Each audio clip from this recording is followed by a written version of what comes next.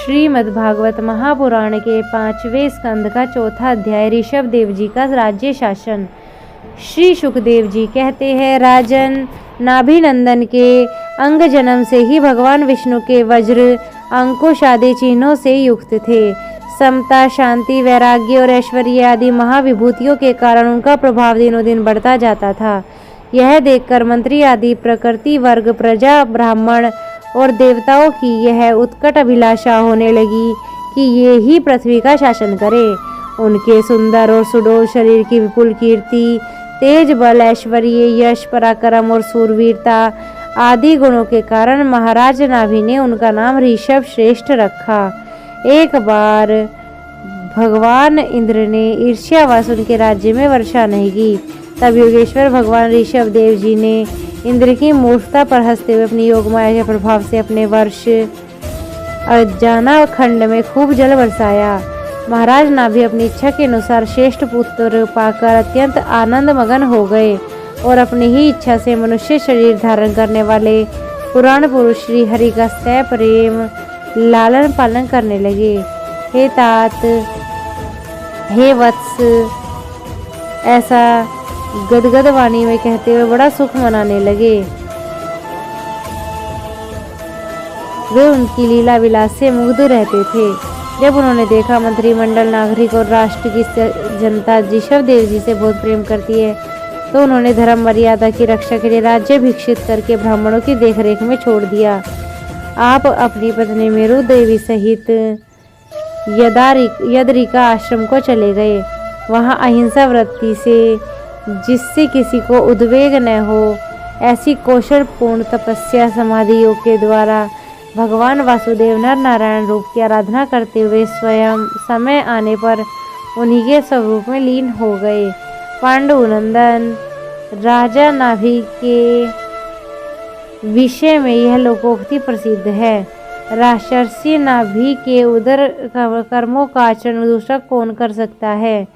जिनके शुद्ध कर्मों से पुरुष और भगवान संतुष्ट होकर साक्षात श्रीहरि उनके पुत्र हो गए। महाराज नाभि के समान ब्राह्मण भी कौन हो सकता है?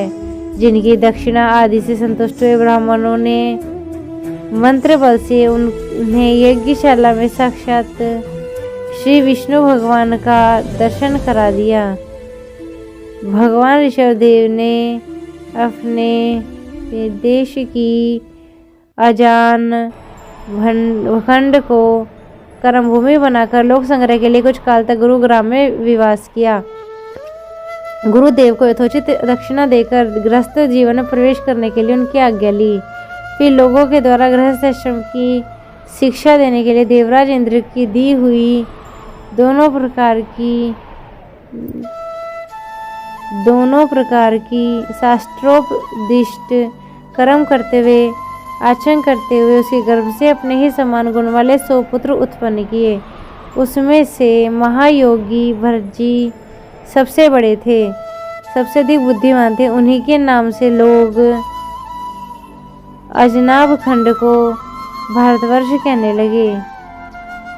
छोटे कुशीव्रत, इलाव्रत, ब्रह्मव्रत, मल्लकेतु, भद्रसेन 90 भाइयों से बड़े व ऐश्वर्य थे।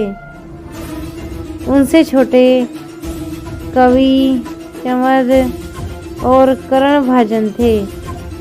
ये 9 राजकुमार भागवत धर्म का प्रचार करने वाले और बड़े भगवत भक्त थे। भगवान की महिमा से महिमान्वित और परम शक्ति से पूर्ण इनका पवित्र चरित्र हम नारद वासुदेव संवाद के प्रसंग में आगे एकादश स्कंद में पढ़ेंगे। इनसे एक छोटी जयंती 81 पुत्र पिता की आज्ञा का पालन करने वाले अति विनीत महान वेदज्ञ और निरंतर यज्ञ करने वाले थे। वे पुण्य कर्मों को अनुष्ठान करके शुद्ध होकर ब्रह्मांड संतान सुख भोग कर और मोक्ष का संग्रह करते हुए गृहस्थ आश्रम में लोगों को निरूपित किया। महापुरुष जैसा आचरण करते हैं, दूसरे लोग उसी के अनुकूल करने लगते हैं। इस प्रकार यद्यपि वे सभी धर्मों के सार रूप थे, वेद के गूढ़ रहस्य को जानते थे, तो भी ब्रह्मा के द्वारा बतलाई हुई विधि से साम दान आदि नीति के अनुसार जनता का पालन करते रहे। उन्होंने शास्त्र और ब्राह्मणों में तेज उपदेशानुसार भिन्न भिन्न देवताओं के उद्देश्य से द्रव्य, देश, काल, आयु, श्रद्धा, ऋत्विज आदि से सुख संपन्न सभी प्रकार के 100 यज्ञ किए। भगवान ऋषभ देव जी के शासन काल में इस देश का कोई भी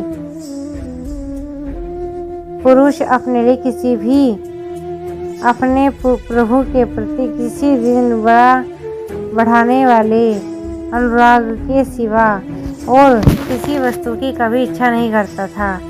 यही नहीं, आकाश कुसुमवादी